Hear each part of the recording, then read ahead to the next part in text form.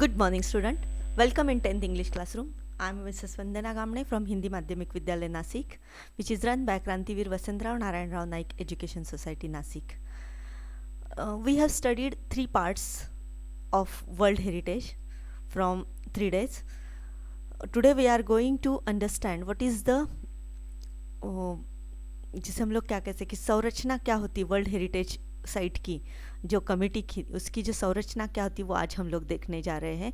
अभी तक हम लोगों ने देखा कि ये वर्ल्ड हेरिटेज साइट जो है उसको बनाने के लिए 20th सेंचुरी की शुरुआत से काम में लग गए थे सब, लेकिन एक्चुअल उसको मोमेंटम कब मिला कि जब हम लोगों ने देखा कि नाइल नदी पर असवान धर्म की डैम की जब निर्मित हो रही थी तब उसकी जो वैली जो थी वो पूरी फ्लड में निकल जाती और उसमें जो अबू सिम्बल के टेम्पल्स थे और जो आर्टिफैक्ट्स थे वो सारे फ्लड हो जाते, बह जाते।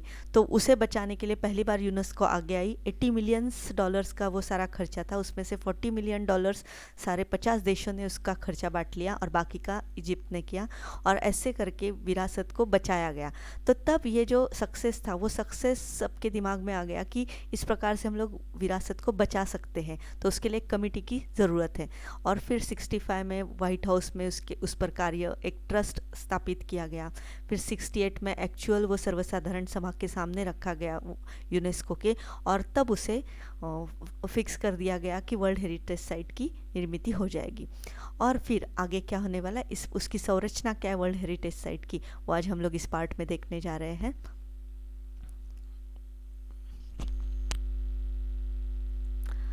First we are going to read the paragraph.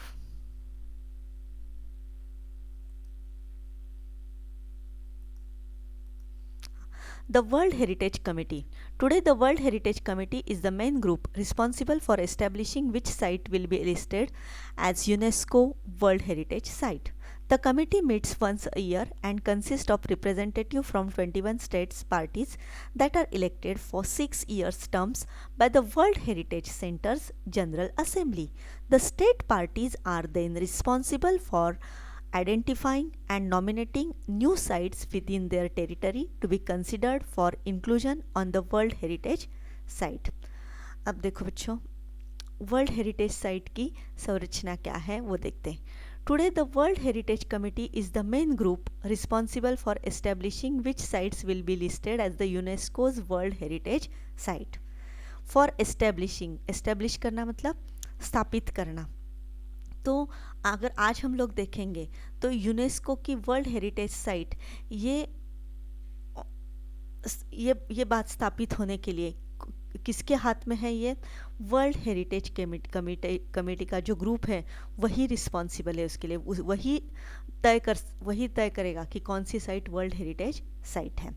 The committee meets once a year, ये कमेटी जो है उसका काम वो क्या करती है, उसकी संरचना क्या है, साल में एक बार उनकी मीटिंग होती है।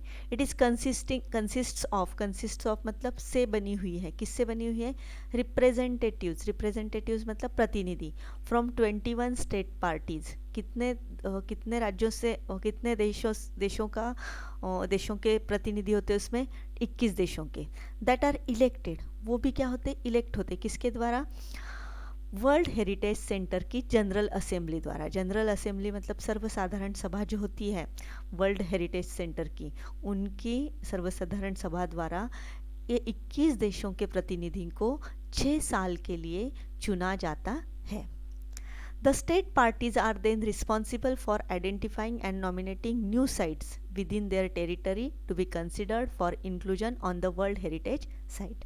अब for identify करना मतलब उसे खोजकर उसे नाम देना, अब नॉमिनेट करना मतलब क्या, उसका नामांकन करना, वर्ल्ड हेरिटेज लिस्ट होती है उसमें उसका नामांकन करना।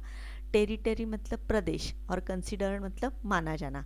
इंक्लूजन करना मतलब उसमें शामिल करना। तो अब देखो, ध्यान दो कि ये जो स्टेट पार्टीज़ होते हैं 21 देशों के जिसमें सभासद होते हैं, वो क्या करते हैं, वो आइडेंटिफाई करते हैं कौन सी साइट वर्ल्ड हेरिटेज साइट बन सकती है, फिर उसका वो क्या करते हैं, नॉमिनेट करते हैं, उसका नामांकन करते हैं। कहाँ से चुनते हैं वो? अपनी टेरिटरी में से, उनका जो सारा प्रदेश, उनके अंडर जो प्रदेश है उस प्रदेश में से कौन सी साइट नई दिखाई दे रही है अपने को कि जिसको वर्ल्ड हेरिटेज साइट का दर्जा मिल सकता है, उसे चुना जाता है और फिर उसके बाद वो वर्ल्ड हेरिटेज साइट की लिस्ट में उनको डाला जाता है। तो इस पूरे पार्ट में हम लोगों ने क्या देखा, आपके समझ में आया? वर्ल्ड हेरिटेज कमेटी जो है, ये कमेटी मेन ग्रुप होती है कि जो एस्टेब्लिश करती है कि यूनेस्को की कौन सी साइट वर्ल्ड हेरिटेज साइट होगी। Then this committee meets once a year, साल में एक बार उनकी मीटिंग होती है। It is consist of the representatives from 21 state parties, पूरे दुनिया के 21 देशों के प्रतिनिधि उसमें होते हैं। दे आर इलेक्टेड, वो भी क्या होते हैं? इलेक्टेड होते हैं, मतलब चुने जाते हैं। किसके द्वारा चुने जाते हैं? They are elected by the world heritage centre की जो जनरल असेंबली होती है, सर्वसाधारण सभा होती है, उनके द्वारा चुने जाते हैं। और ये कितने, उनका कार्यकाल कितने साल का होता है? 6 साल का होता है। तो ये उनकी संरचना है। अब इन स्टेट पार्टीज़ का काम क्या है? दे हैव टू आइडेंटिफाई, उनको आइडेंटिफाई करना है कौन सी साइट वर्ल्ड हेरिटेज साइट हो सकती है। फिर आइडेंटिफाई करने के बाद उनको नॉमिनेट करना है। नॉमिनेट मतलब उनका नामांकन करना है, वो आगे देखेंगे हम लोग। नामांकन करना है कि वर्ल्ड हेरिटेज लिस्ट के लिए उनका नामांकन करना है। और ये सब वो कहाँ से चुनते हैं?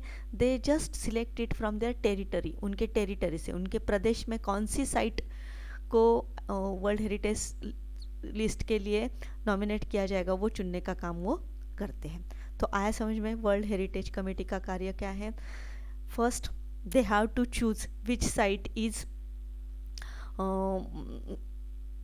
which site can be choose as the world heritage site. Secondly, फिर उसके बाद क्या होता है कि ये committee they meet once a year, एक साल में मिलते हैं, मीटिंग होती है।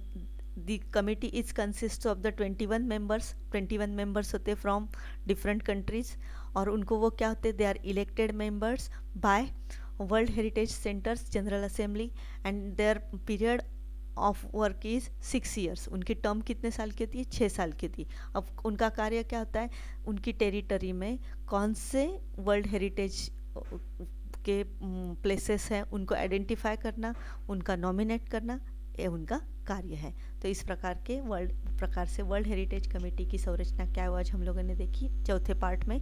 नेक्स्ट पार्ट जो है 5वां, हम लोग फिर से कल मिलेंगे। तब तक के लिए धन्यवाद। Thank you.